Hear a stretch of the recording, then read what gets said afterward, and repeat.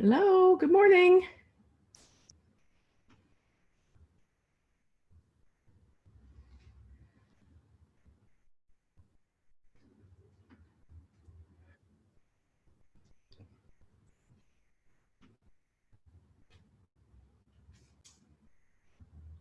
So thank you, Cynthia, for hosting this for us all.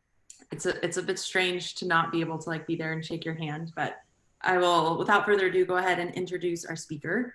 Kyle Jensen is professor of English and director of writing program at Arizona State University. He is the author or co-editor of 4 books, including Reimagining Process, Online Writing Archives, and the Future of Writing Studies, The War of Words by Kenneth Burke, and the forthcoming collection, Responding to the Sacred. He has published essays in a number of scholarly journals, including the Quarterly Journal of Speech, RSQ, and Jack. His talk this morning is the introduction to his current project, Kenneth Burke's Weedgarden, Refiguring the Mythic Grounds of Modern Rhetoric, which he expects to complete this summer. So Kyle, thank you for sharing with us today, and I'm going to mute my microphone and turn it over to you. Great, thank you, and thank you for everybody making time this morning to hear this paper introduction talk. I can't promise that it's going to be, trailblazing, but I can at least promise that it will break up the news cycle for you a little bit, and hopefully you'll learn a little bit something about Kenneth Burke. As Victoria said, this is the introduction to a book that I'm working on right now. I should be finished very soon. We've been moving all online, has carved out a little bit of time, but I've got 3 little girls who are running circles around me while I'm doing it. So if when the book gets published, you detect that there's a couple of missed commas or something at the end of it, that is the reason why. It's all their fault. So I wanted to open by way of an epigraph. It's a small snippet of a set of notes that I located when I was digging through Burke's drafting materials, and it really helps encapsulate what we're after here, and then I'll start on with the talk. So the epigraph is this, and it doesn't have a direct citation except for notes. In a way, perhaps, a modern rhetoric should aim at the best of 2 orders. It should seek to make us realize the full extent of our national and international responsibilities and keep us in mind to accept them as a definition of our problem as social beings. At the same time, it should keep alive, if only as a loyal opposition, which is never expected to get its way, a critical doctrine, which might at least be accepted in fragments or heard now and then for a moment when there is a lull, the awareness that, as Candide would say, our soundest humanity is in tending our own gardens. Okay. The spring of 1948 reached full bloom as a northwest wind spread mottled clouds across the sky. Uncertain of all, save that their winter sabbatical had ended, a chime of wrens poured out a liquid song that glittered in the sunlight like new copper coins. The small waves of sound clarified the outlines of trees bursting with floral wreaths, their teeming roots having slackened the stone grip of frozen soil. Yet for all the wondrous transformations taking place around him, Kenneth Burke was otherwise focused. Peering up from his writing desk, he noticed that a shock of briars and weeds had overwhelmed his Andover, New Jersey farm. This was not the first time Burke had encountered such a problem, and in the past he had resisted an industrial solution, but in a surprising turn of events, he broke precedent, if not principle, and purchased a power-driven cutter bar. The cutter bar, which he named Putt-Putt, was a revelation. "I've started reclaiming the fields," Burke wrote to his mentor and patron, James Sibley Watson, and geez, what ecstasy. In time, Burke's affinity for Putt-Putt grew so strong that he began referring to himself as Putt-Putt. "Call me Putt-Putt. I know of no other act more gratifying than this extending of my dominion.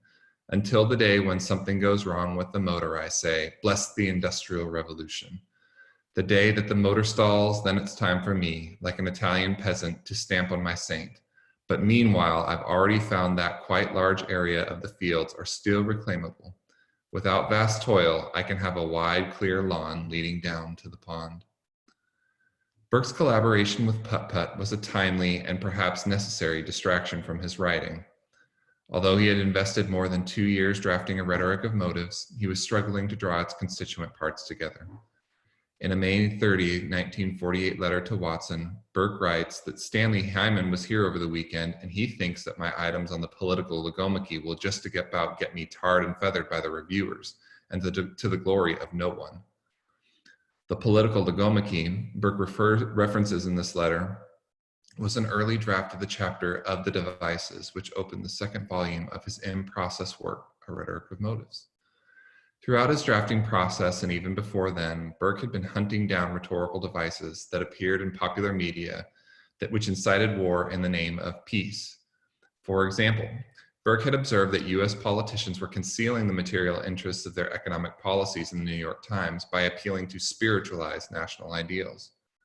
He categorized these appeals under the heading of spiritualization and archived them in a catalog with 12 other rhetorical devices characteristic of the early post-war period. The difficulty of analyzing such devices, however, had become a familiar companion for Burke. Early in the drafting process, he discovered that his analyses were overly critical of his contemporaries, which made rhetorical criticism seem like an exclusively thumbs-down activity. The topical nature of Burke's analysis obscured, as well, the universal framework that his philosophy of modern rhetoric sought to establish. To remedy the problem, Burke proposed a stylistic revision that allowed him to comment on contemporary politics without compromising his philosophical insights. The political incidents should be delocalized as per the personal anecdotes about people like the ambassador of Greenland, his excellency of Pronia, the grand apex of only Church 2, etc. Faction should always be the ins and outs, or inables and outables, or the perfectists and the loathsomeites, etc. Let the anecdotes be strong and elusive value, but all sins of direct application must be committed by the reader himself.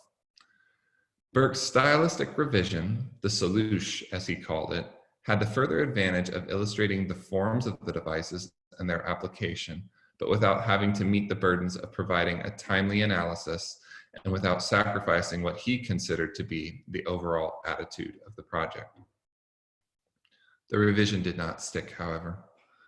Burke spent the better part of 1948 drafting and revising the chapters on rhetorical devices, only to suspend their completion approximately 1 month before he sent the first volume of Rhetoric of Motives to his editors at Prentice Hall.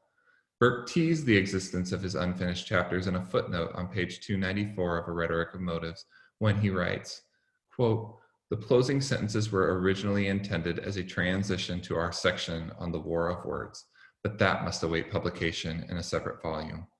Though Burke would return to this volume in subsequent years, publish small portions of it, describe it in letters to friends, and give public lectures from its contents, he never published the War of Words during his lifetime.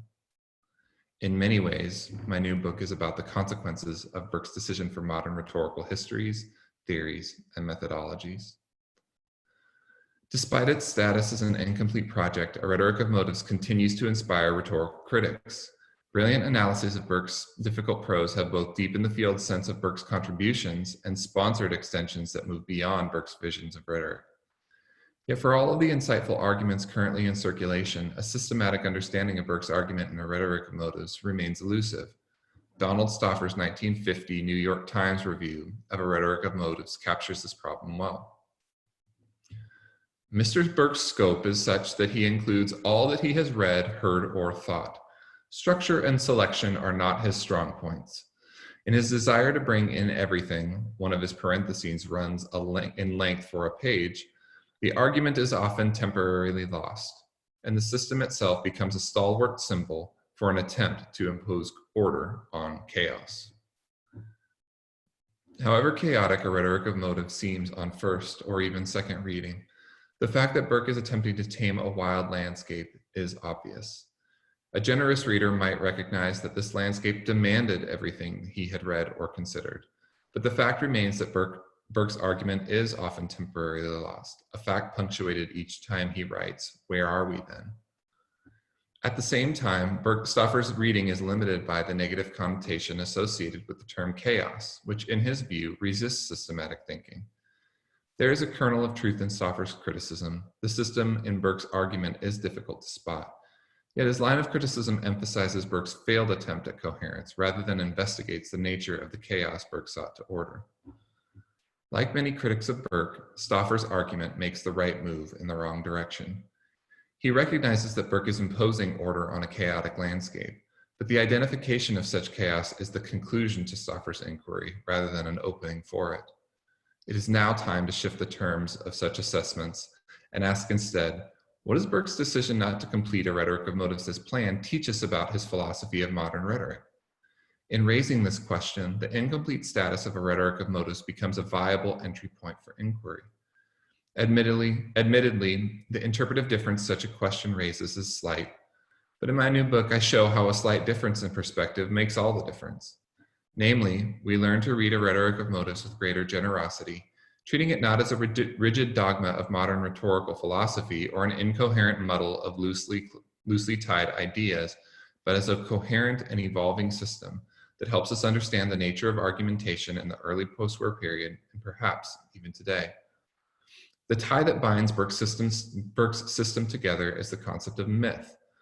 In order to draw the centrality of myth into clear relief, I spent a good portion of my book explaining how Burke's argument evolved over the course of roughly 4 years of drafting and revision.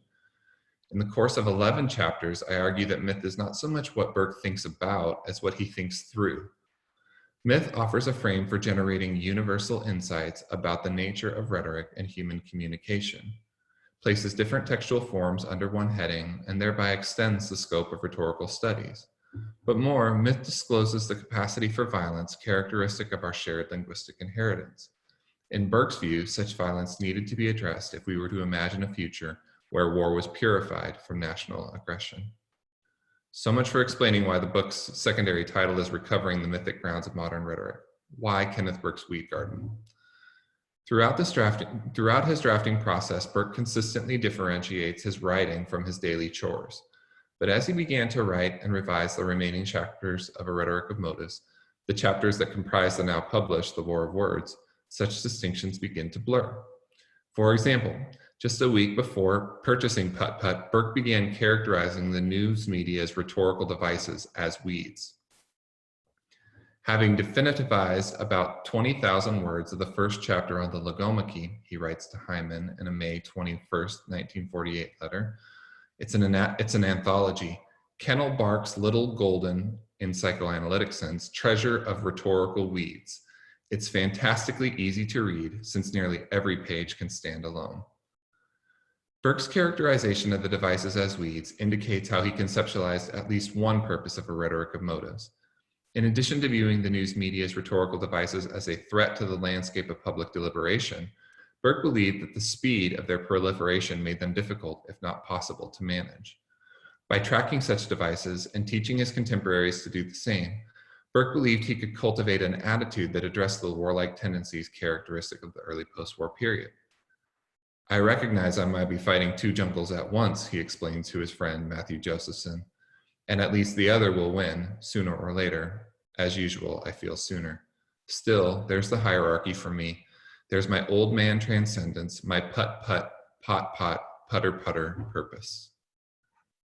Burke's purpose was not to control the landscape per se, but to develop a system that explained why the landscape was so untamed. As he explains in The War of Words, you recognize the prevalence of the scramble while striving to surmount agitation by connoisseurship. And above all, you watch for the goadings of the hierarchical principle, so near to the ironic roots of human relations. Ordering this chaotic landscape was difficult work. In a letter to his childhood friend and noted literary critic Malcolm Cowley, Burke writes, I'm still knocking off bumpily my first draft of the rhetoric. The problem that emerges is this, to decide to what extent I shall make the rhetoric simply my own contribution to the subject, and to what extent I shall try to cover the field in general. The second obligation comes to the fore as soon as one thinks of such a book from the standpoint of sheer pedagogy. But the main line is so astoundingly well traveled by Aristotle, and the new stuff on modern propaganda, advertising, etc., is so obvious to everyone that only by working the marginal lands can one hope to do much that has any element of newness about it. Burke's comments suggest that neither the classical tradition nor contemporary media criticism were capable of sponsoring the attitudinal shift he imagined. Burke began solving this problem by defining Aristotle's approach to classical rhetoric as a, quote, well-cultivated landscape. He then characterized the modern rhetorical situation as an unforgiving wild space. Just as Aristotle ordered the classical landscape by identifying rhetorical devices in classical oratory, Burke proposed to establish order over the contemporary landscape by identifying how rhetorical devices functioned in contemporary news media. To make this landscape new, Burke wrote a philosophy of modern rhetoric centered on the concept of identification. Burke's philosophy of rhetoric was modern because it inaugurated the study of non-conscious linguistic form to rhetorical study. When defining identification in the introduction to the published version of A Rhetoric of Motives, he writes, quote, "There is an intermediate area of expression that is not wholly deliberate, yet not wholly unconscious. It lies midway between aimless utterance and speech directly purposive." By tracking identification through rhetorical history in A Rhetoric of Motives, Burke prepared audiences to understand the rich complexity of contemporary rhetorical devices in the war of words. Whereas classical rhetoricians focused on conscious acts of persuasion in a primarily oratorical society, modern rhetoricians would focus on non-conscious acts of identification in a society characterized by fast-delivered mixed media. Identification would not eclipse persuasion, but rather coexist alongside it in order to cultivate a more comprehensive field of rhetorical theory, history, and criticism. So, to repeat what many scholars already know, identification is the primary focus of A Rhetoric of Motives. But in light of what remains to be said about myth, there is now an opportunity to understand precisely what Burke means by identification. The second chapter of my second part takes up this question directly, and in response proposes a dimensional theory of identification that posits the existence of poetic and dialectical identification, among other concepts. Again, these facets of identification appear once we have studied the mythic framework that suffuses Burke's philosophy of modern rhetoric. So we must address myth first. Taken together, these chapters prepare us to understand why rhetorical devices are such a strong focus in Burke's work in A Rhetoric of Motives and the War of Words. I begin my book with an archivally based account of how Burke wrote and revised A Rhetoric of Motives and the War of Words between 1945 and 1950. My analysis is grounded in Burke's extensive unpublished drafting materials, which include materials from the newly published scholarly edition, The War of Words. By tracking the evolution of Burke's writing process, we can observe the problems he encountered during the formation and revision of his arguments, and identify the methods he used to solve them. In addition, we gain a unique perspective into how the unfolding events of the early post-war period inform Burke's writing process, which in turn provides us a unique insight into how he was interpreting his rhetorical situation via the rhetorical devices he was tracking. I have titled my book, Kenneth Burke's Weedgarden, then, to underscore the importance of Burke's engagement with post-war rhetorical devices to a systematic understanding of A Rhetoric of Motives. The threat of nationalistic warfare was the impetus for developing a philosophy of modern rhetoric. Because Burke chose not to publish The War of Words in his lifetime, and in light of the necessary historical and theoretical foregrounding to make sense of such devices, this claim may seem counterintuitive. And yet the archival record suggests that Burke's rhetorical devices were a primary means by which he, and by extension his readers, could evaluate the dangers of nuclear armament. There is no denying that Burke's published manuscript has a decidedly philosophical scope and appears, on first glance, to suggest avenues for carrying out contemporary rhetorical criticism. But a close reading of the work's compositional evolution shows that Burke designed his philosophy of modern rhetoric to add traction for his analysis of contemporary rhetorical devices, not the other way around. I admit that Weedgarden is an odd turn of phrase. One does not cultivate a weed garden, but rather removes weeds in order to cultivate a flower or vegetable garden. Yet the awkwardness of this phrasing communicates a sense of incompletion, which is crucial to understanding the textual condition of Burke's works. By choosing not to publish The War of Words, Burke never cleared the landscape as he had planned. Relegating the incomplete chapters to his personal archive, he allowed the weeds that populated post-war US news media to proliferate largely unchecked. And yet, in choosing not to complete the work as he had planned, Burke provided readers an opportunity to explore the historical, theoretical, and methodological factors that worked against the completion of a rhetoric of motives. These factors disclose important challenges that contemporary rhetorical historians, theorists, and educators face in their attempt to counteract political warfare. The phrase Weedgarden thus establishes a common topos for rhetorical critics to consider what lessons might be drawn from Burke's decision not to publish The War of Words. Burke's analysis of post-war news media encourages us to wonder how intense his concerns would be given the speed and extensions of current information systems. Consider, for example, how resonant the following passage from The War of Words is to the contemporary political landscape. The most drastically rudimentary problem in information as rhetoric, the global situation being what it is, the fate of the individual who would tend his own garden being willy-nilly involved in human relations universally, and most notably in the international dislocations due to the expansion of trade. Much of what passes for reality necessarily reaches us solely through the medium of the news. There emerges in Burke's composing process, then, a series of fundamental challenges that underscore the value of rhetorical criticism. So while it is reasonable to be disappointed that Burke never completed a rhetoric of motives as he had planned, his decision not to publish his complete analyses provides an opportunity to reflect on the conditions that needed to exist in order for his analyses to gain traction. Kenneth Burke's incomplete project is a weed garden, then, because it cultivates the land well enough for the contemporary scholars to appreciate the challenges he faced and to complete, where possible, the project he established. It is now time to kneel alongside Burke and get our hands dirty. Thanks.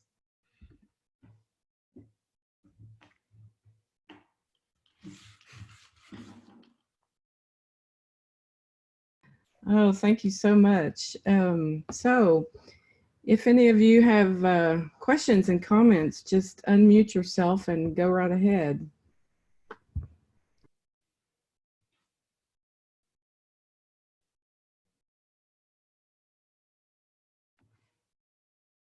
I have a question, Kyle. Sure.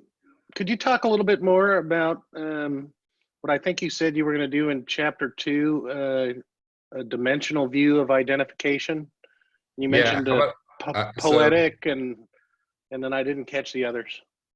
Yeah, so one of the things, when I read criticism on a rhetoric of motives, and when I compare that criticism to the extant drafting materials, particularly what those drafting materials reveal about how Burke was trying to solve the problem of identification, or at least advance a theory of identification, there are a number of kind of critical problems that have been glossed over. So, for example, one of the things that when I teach a rhetoric of motives, I always ask my students to consider is, okay, let's read the first, roughly 25 or 30 pages of a rhetoric of motives, because there you get a really nice overview of what Burke is doing. I mean, you have to, slog through Milton and Matthew Arnold, but then you get this kind of clearing where Burke talks explicitly and defines explicitly identification and its relationship to consubstantiality. Then he finishes the range of rhetoric and gets into traditional principles of rhetoric, and then he redefines identification again. So the question I think you have to ask yourself is, okay, if he successfully defined identification in the first 20 to 25 pages or so, why is it that he feels compelled to define identification again? And I think the answer to that question is that the identification that he's defining in the first 25 pages or so is not rhetorical identification, it's the principle of identification. And that is an extension of what he calls the dialectic principle. And so as soon as you kind of pull that open, what you see really clearly, and you start tracking how he defines and describes the identification throughout the book, you find very readily that there's a ton of qualifications. So he'll say poetic identification, he'll say rhetorical identification. It's actually a really fascinating thing. And so what I've done in that second chapter is I created a graph, basically a hierarchy of identification and how it structures his argument. And then I explain how it works. And so but the point is this, the main upshot is this, and I'll be happy to share the graph with you if you want to see it. But the main upshot is this, that identification is not identification is not identification in Burke's argument. And we have a bad tendency in our research to treat dialectical and poetic identification as if it were rhetorical identification. And there's a level of imprecision there that introduces sleights of hand that I'm trying to correct by looking a little bit more carefully at what he's up to. And if we can begin to develop a clear sense of the precision in Burke's argument, all of a sudden the coherence in his system starts to come into very clear relief. Okay, thanks. That's great. We need more of that to happen. You know, I think the only book that I think has done a pretty thorough and unique job of unpacking identification is Dana Anderson's Identities Strategy, Rhetorical Selves and Conversion. Yeah. And that's where he really digs in deep in a different way, I think, from what you're talking about, but we need more of that, definitely. Yeah, you know, it's funny, the Dana is a phenomenal scholar, and that book is tremendous, and I have, you know, nothing but superlative things to say about it. You know, it's funny when you start to dig into identification and its kind of dimensions, as I've called it. You know, Burke is pretty meticulous about differentiating identification and identity. And identity is actually more characteristically tied in his work to poetic identification than rhetorical identification. Yeah. So, you know, my observation in going through the literature and going through Burke's argument is that just generally, Burke scholars need to be much more attentive to how poetic, the concept of poetic is defined and deployed in his work. You know, one of the really interesting things, and I write about this in the first part of the book, is that one of Burke's main problem-solving strategies is he's writing about the rhetorical devices, and he kind of gets stuck, and he's writing back and forth with James Sibley Watson, and he's like, you know, one of the things that I really need to do, because he says, my approach to rhetorical criticism is becoming too thumbs down in its quality, is I need to go back to good plays. I need to redefine and recalibrate the relationship between rhetoric and poetic, because that will sharpen my sense of what rhetoric is. And so when we conflate poetic and rhetorical identification together, and it's a really easy thing to do, we miss that opportunity for a really sharp sense of how Burke is using poetic to define rhetoric with a greater sense of precision. Okay, great.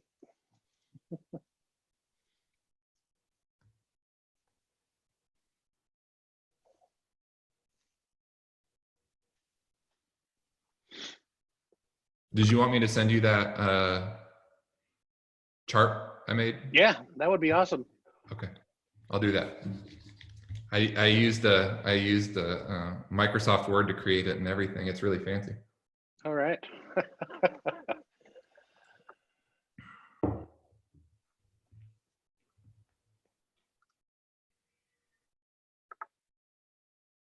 Can I ask a question?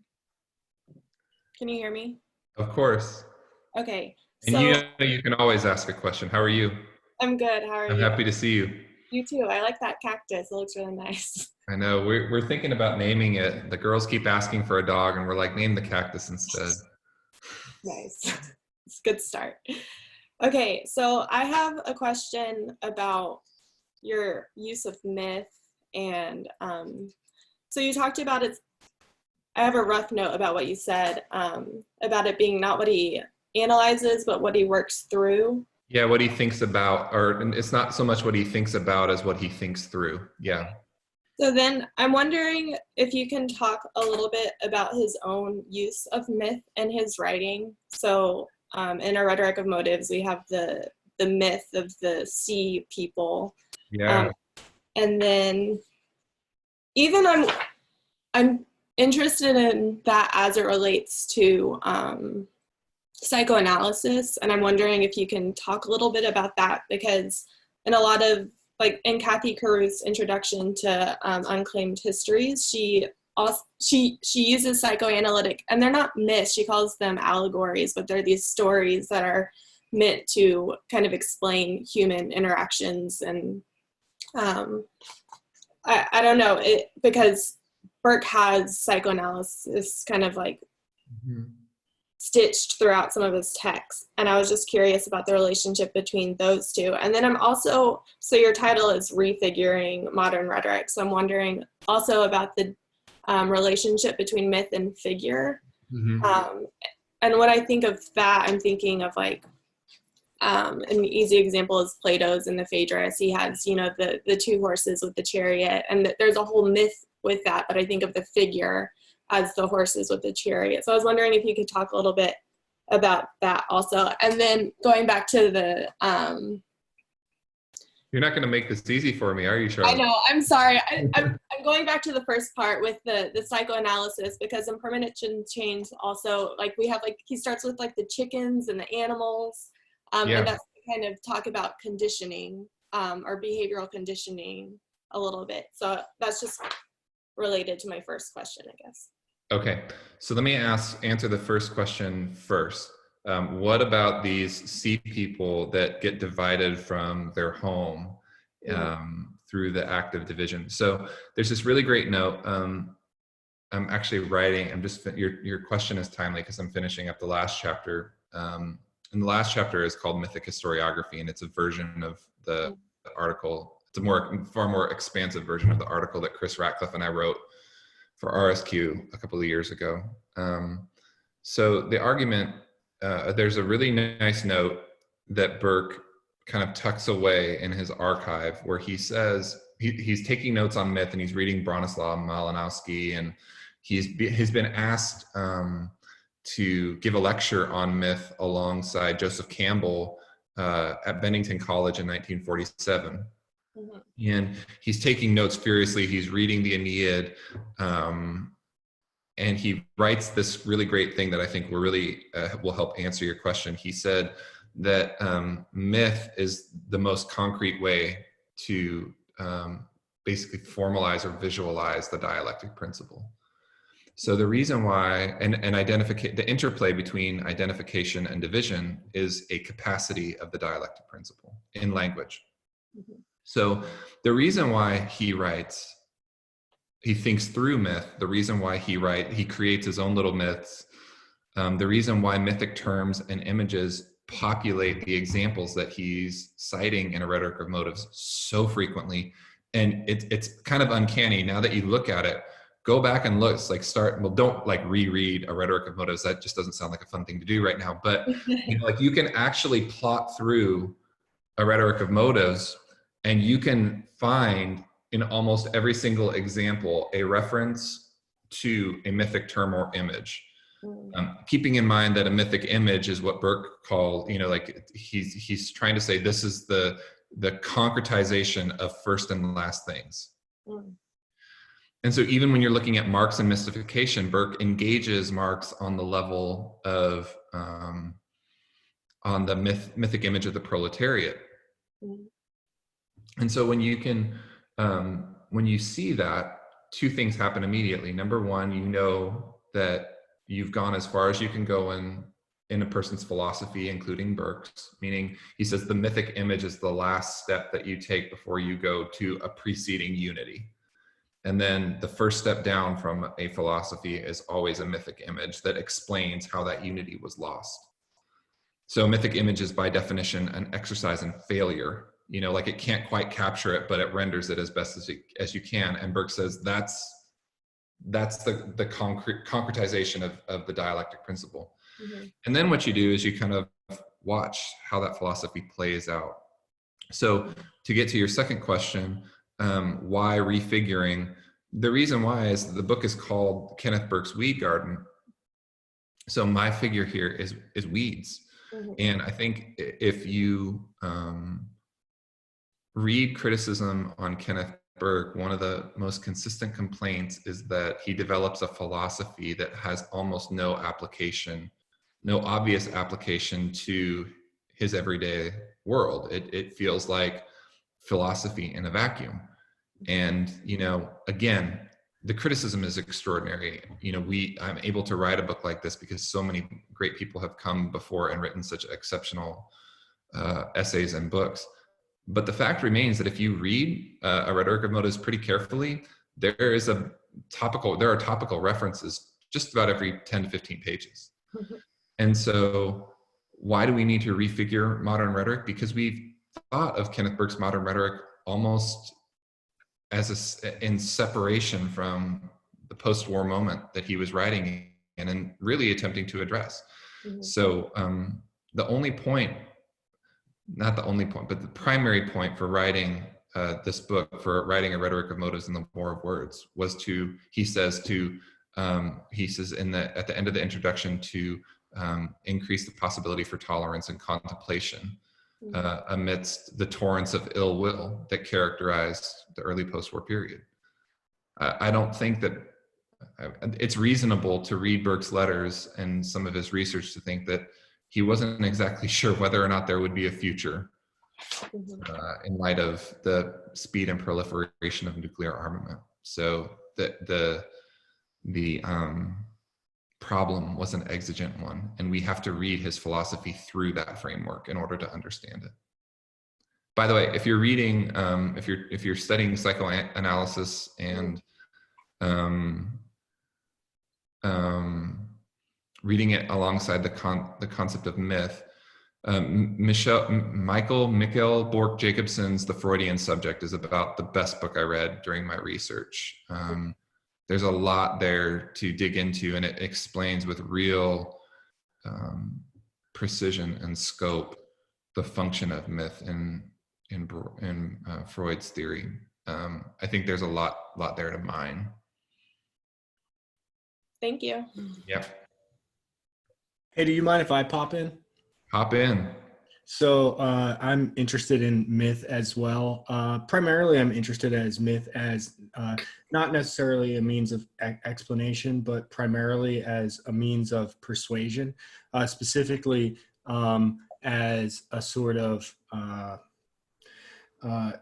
my dissertation that I'm writing right now is on sort of dark rhetoric, lying, and manipulation. And I'm wondering, when you're speaking about myth, I can't help but think about like Plato and the Republic and the myth of blood and soil, the idea that we can tell a myth to sort of the polis in order to kind of sway them in a direction that's sort of rhetorical, to institute sort of power over them. And I'm wondering, I'm not as familiar with Burke as I probably should be, because I'm lost in Plato and the ancients, but that's a scary thing you just said. Yeah. But I have read the text, and I've taken Blakeslee's class, and I do write a little bit on it, but I'm no Charlotte. But as far as this idea of myth as a sort of a means of persuasion rather than as a means of explanation, or if you think about like the Hitler myth, that he tells the people, the anti-Jewish myth, in order to get people together. I'm wondering if you could speak a little bit about that in relation to your into your research and what you're writing. Not necessarily the parts of myth that we might enjoy, but the parts of myths that can be extremely dangerous. Well, I think you probably know, having spent some time with Plato, that origin stories can be really dangerous. But the way I'm going to answer your question is a little bit different. I'm going to probably press a little bit on your characterizing myth as a persuasive device. I can only answer this from the standpoint of Burke, because that's all I've been writing and thinking about lately. But Burke doesn't think about myth so much as a persuasive device as he thinks about it as a form of identification. And drawing the distinction between persuasion and identification is really important. The reason why is because Burke goes out of his way to draw that distinction. So what he says is that persuasion is a more characteristic feature of the classical rhetoric, in the sense that it's a conscious and deliberate exercise in trying to persuade someone to do something using the formal devices that everybody is aware of and, attempting to deploy to their own ends. So the linchpin idea there is it's conscious. You're aware that there is a rhetorical situation and you are deliberately trying to persuade somebody to do something, and the audience is aware of that fact. Identification, even though Burke argues that identification is a feature of classical persuasion, he argues that in the early post-war period in particular, identification kind of goes off the grid a little bit, and it becomes associated with a non-conscious process. I think he doesn't say this fully, but I think this is probably the best way to describe it, is it's a fidelity to the rhythms of a form. So it's a non-conscious fidelity to the rhythms of form. So he makes this really interesting, he introduces this concept when he's analyzing Jeremy Bentham. He calls it collaborative expectancy. And the whole point of the concept, he gives dedicates 2 sentences to it, but I think it's actually the most provocative insight in the whole book. He says you kind of bounce along with the form, you're going along with the rhythms that the form has established. And you find yourself bouncing along in such succession that all of a sudden you identify with the form, even if you consciously disagree with the content. And I think that's the danger in myth, that we don't actually spend a lot of time talking about or thinking about myth. And I'm going to give you an example here in just a moment to kind of demonstrate what I'm talking about. Myths more often are something we assume as ground. They're the unstated assumptions that organize how we think about where things began or where things might end. And so, Burke is focusing on myth, or he's re-engaging the issue of myth, I think, in order to kind of get into that non-conscious territory without, Charlotte, don't write this down, he's not doing a psychoanalytic thing, but he's trying to engage the questions or the problems that psychoanalytic scholars are identifying without having to accept a kind of originary unconscious, which I think he thinks has its own potential for violence. So I'll give you a really good example of what I'm talking about here, and hopefully that'll kind of clear things up. So I've got 3 little girls. I've got twin 7-year-olds and a 5-year-old. And one of the things that we frequently do is watch Disney princess films, as you might imagine, since we're, just kind of culturally attuned in that way. And one of their favorite movies is Moana. And anybody who's watched Moana knows that its great virtue is the music. So Lin-Manuel Miranda, it's got this beautiful score that you're singing along in succession. And all of a sudden, you're like bouncing along with the form of the story. What's going to happen basically because it's very similar. There's going to be some kind of resolution. But there's a very deep kind of origin myth about the nature of environmental catastrophe that underpins that. And I think you have to watch it, or at least, watch it deliberately for those kinds of undertones in order to really get at what's happening. And so if you were to ask my daughters, what is, Moana about? They would say, it's about,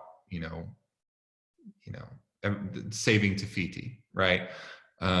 It's about, this young girl learning to become, the best version of herself or whatever. I don't know what they would say, but they certainly wouldn't say that it's about the origins of climate catastrophe. And so, and if you ask them, what is your conscious stance on climate catastrophe? They'd look at me in the same way that the rooster looks at everybody else in the film, just kind of curious. They'd cock their head and they'd say, no, I don't know if you've seen a Disney princess film, Dad, but you're definitely thinking too hard about this. But, it doesn't take 5 minutes with the film thinking critically about it to realize that that's basically the upshot. And so there's the myth. That's how the myth, it creates a kind of expectancy that there will be a climate catastrophe unless we do something. And, in this particular case, there will be a hopeful restoration of what was lost. It tells you about the first things and the back and the end things. Is that dangerous? I don't know. I mean, I think that Jonathan Safran Foer and We Are the Weather would certainly argue that hoping for a far off resolution to climate catastrophe from the mythic framework would be the very thing that militates against our ability to start eating in a way that actually solves the climate change problem. So, ultimately, I think there's enough ambiguity in the deployment of myth and mythic form in particular that allows for, us to decide how dangerous it is or the degrees of danger. As Foucault argued, everything is dangerous, not everything is bad. So I don't know if that answers your question, but that's certainly how I'm thinking about the problem. I think that we need to just be much more meticulous about the rhythms that mythic forms create rather than the actual myths proper. I think Yeah. once a myth becomes the subject of analysis, the mystery is lost. And Burke is more interested in the mystery. Yeah, I think that's a great answer. I'm glad that you spoke to that. I really like the Moana. I like the Moana example that you used, primarily with your children, because I know, I think Plato would maybe almost agree with you, because Plato sees most of the people like children anyway, and he says that the polis is like children, and that we can use the myth to sort of sneak ideas into their minds. But I think the difference is that it may not actually work, right? So like your children are not actually going to see the environmental argument being made simply because it's there. They're simply going to see the song. But yeah, I think that's a great example. Thank you for speaking to that. Yeah, and the only thing I would say in terms of you identifying me with Plato is Plato had a little different view of children perhaps than I do. As a professional teacher, I think probably we're all in a position where we need to be educated, that we're all, like people ask me all the time, speak to this issue in Kenneth Burke, because some of my research on Burke has been, had a little bit of success. And the thing that I always tell people is, number one, I'm not a Burkean in the proper sense. I don't identify that way. I study writing processes. That's my main interest. And my next book I don't even think will address Burke. I'm going off into weird spaces. I can talk about that in a moment. But the thing is that if you were to put me next to someone like Dave or Jack Selzer, or folks that understand subtle nuances that I couldn't even hope to see in, a grammar of motives, or in, permanence and change, or attitudes toward history, I'd seem like a student really fast. So I think, this is one thing that I learned from my advisors, particularly Ron Fortune and Lynn Worsham, that you always want to have that kind of spirit of inquiry. Like, I actually don't really know what it is I'm looking at. Like you approach it with a sense of wonder, and a real desire to learn. And, being a dad of young children, that's the thing that I love most about it, is watching my girls bomb around and look wide-eyed at the world. I mean, they rode horses for the first time yesterday through an Arizona mountain, and you should have seen the look on their face. It was an incredible thing. Now, I wasn't getting on that horse. First of all, I'm 6'7", and my feet would have dragged on the ground the whole way, and that's not fair to the horse. But the larger point is that we can view, I think, we can get into a habit of inheriting the rhythms of a certain kind of identification that I consciously want to break up. And sometimes people say, well, people are acting like children, or they're fighting like children. Well, maybe we should fight and act like children more often, as a possibility. Maybe we should approach the world with a greater sense of wonder, and then learn to negotiate that. So I guess that's what I would say, is that I'm not trying to be nitpicky about it so much as to say, like, when you're approaching these kinds of questions, approach them from the standpoint of pedagogy. What is it? What does a certain trope or figure allow us to do or think or say? How do we reconfigure that trope in a more imaginative manner? And I think that's where the real kind of breakthroughs come through, to be perfectly honest.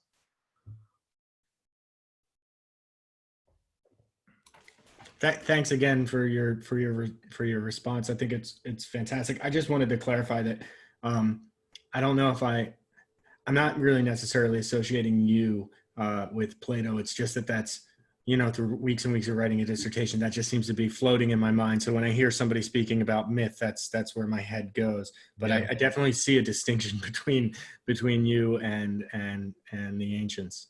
Here's what would be really funny is I'm sitting where I am because my daughters are down the hall a little bit, and I'm, they'll probably pop their heads out here pretty soon. But if they heard us talking, they'd be like, "Why are you guys talking about Plato?" And they'd be thinking the little manipulative stuff, and they're like, "Can we? Why were we not invited?" Can we do it too? And then I would explain it to them, and they'd say, "You got up early to talk about, you're the most boring human on the planet." And I'd say, we all knew that was the case. Yeah.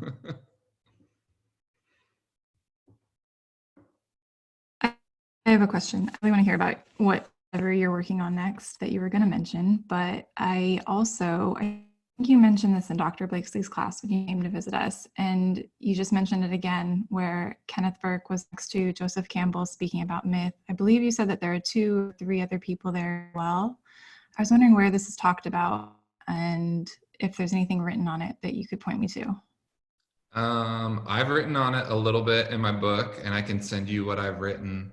We're talking like deep in the archive. Like I found notes where Burke was like, I got invited to do this thing. And I'm like, what the heck is this? I have no idea what's going on. I know that I have the list of people, and I'll send it to you. If you just, where was it? It's a complicated question because okay. Burke's, I'll just check out what you wrote. archival materials are everywhere. You know, like, oh no, I meant the conference. oh, the conference. The conference was at Bennington College. Okay. And we know that he has extensive notes on Joseph Campbell. So he took them and then sent them to James Sibley Watson. It's like, hey, I think you find this really interesting. So getting to read those notes is pretty cool. I've also turned up the lectures, like copies of the lectures. I think Bennington College has some of them. It's just been a little while since I've written about that. I wrote that part of the book like, almost a year and a half ago. So I'm slowly plodding through. But I'll share with you what I have, but there's certainly an opportunity to write more about the episode. Especially because Burke has drafts of Ideology and Myth, the lecture he gave, and then he writes about his experience of delivering the lecture, and then he publishes the essay.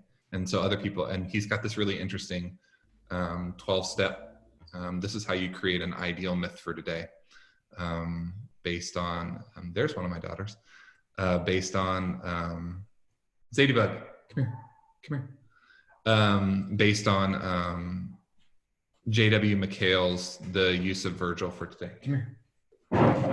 This is my daughter, Zadie. Can you say hi to everybody? We're not talking about the fun Play-Doh. We're talking about the boring Play-Doh.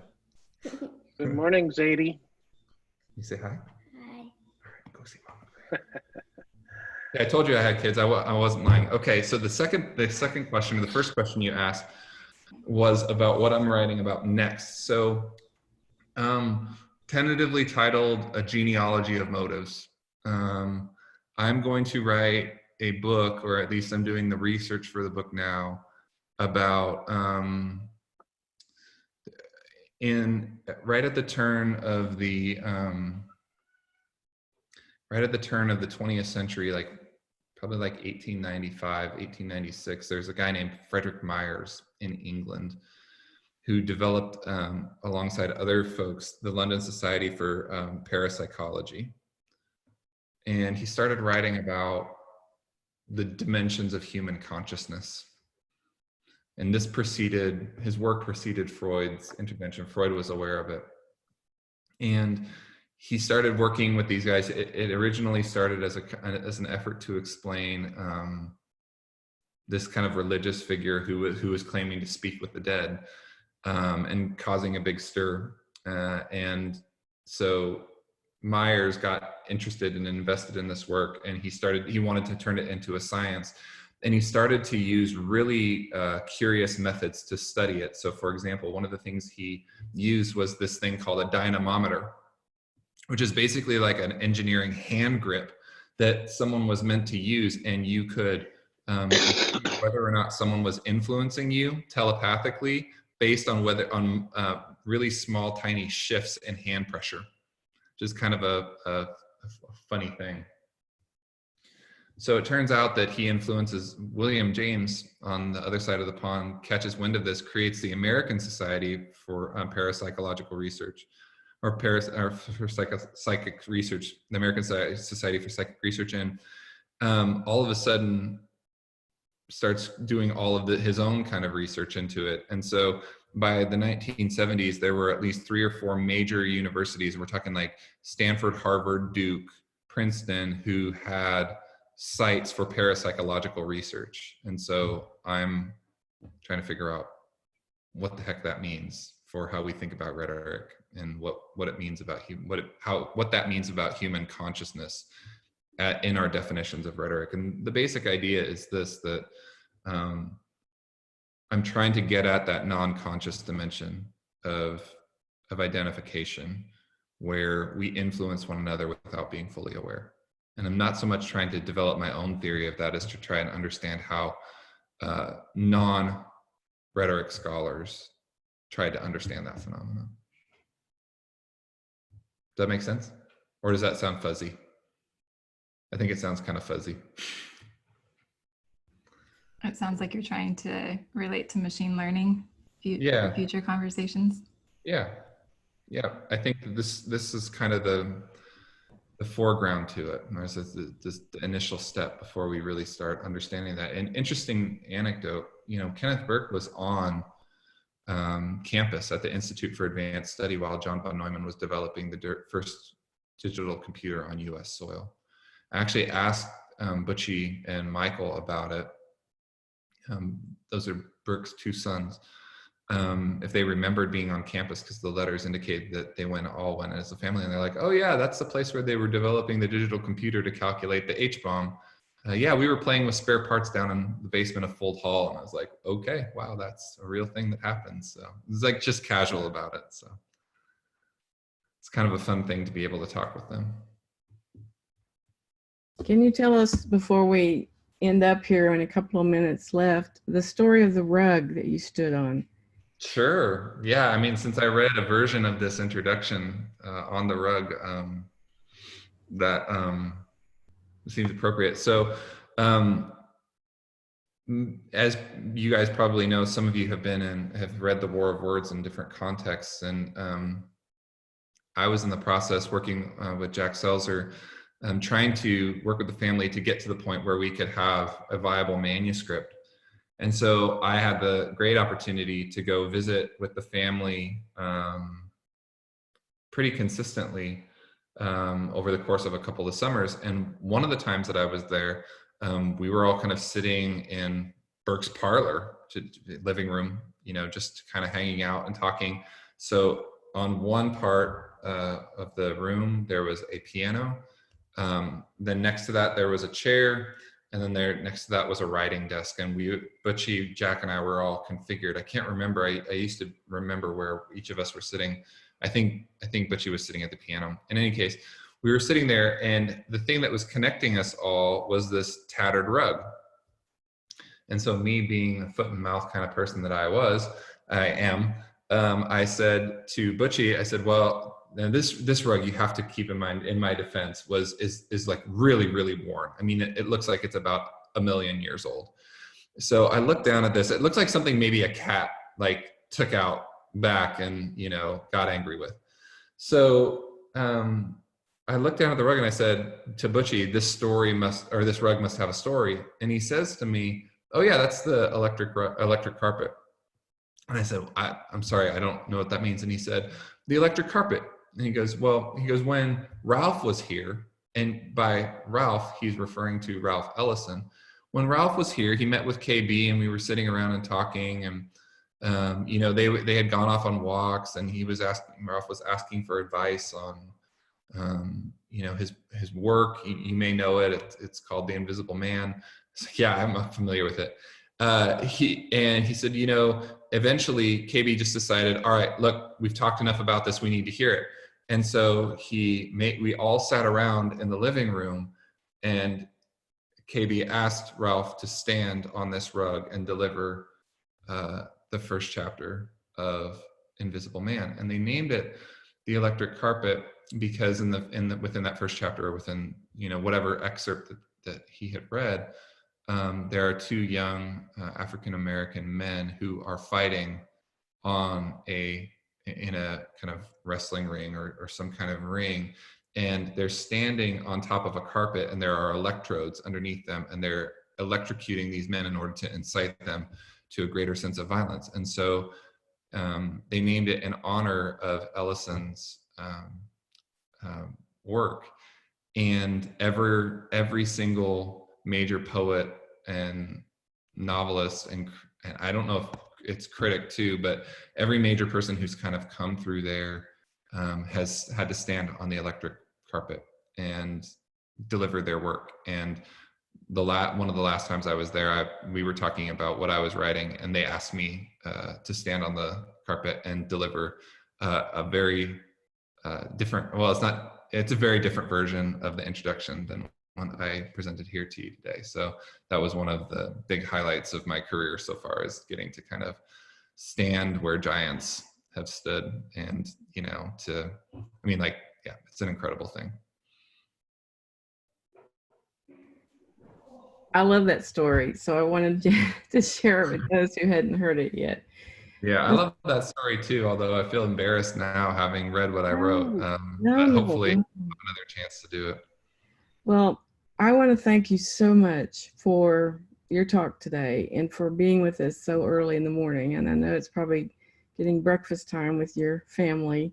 And we are recording this, and it's only for our circulation and distribution among the students, but I will send you a copy too if you'd like, or just the link to it once it's on Zoom. So thank you so much, and we're going to see you soon because you're on Charlotte's committee, and we'll talk more about archival work maybe next fall or something with some of the students who would like to learn how to do archival work like you've done. Thank you, Yeah. Kyle. Thanks for being with us today. Thanks, everybody. It was a pleasure. Thank you all. I'll see you later. Be safe. Thanks, Kyle. Yeah, be safe.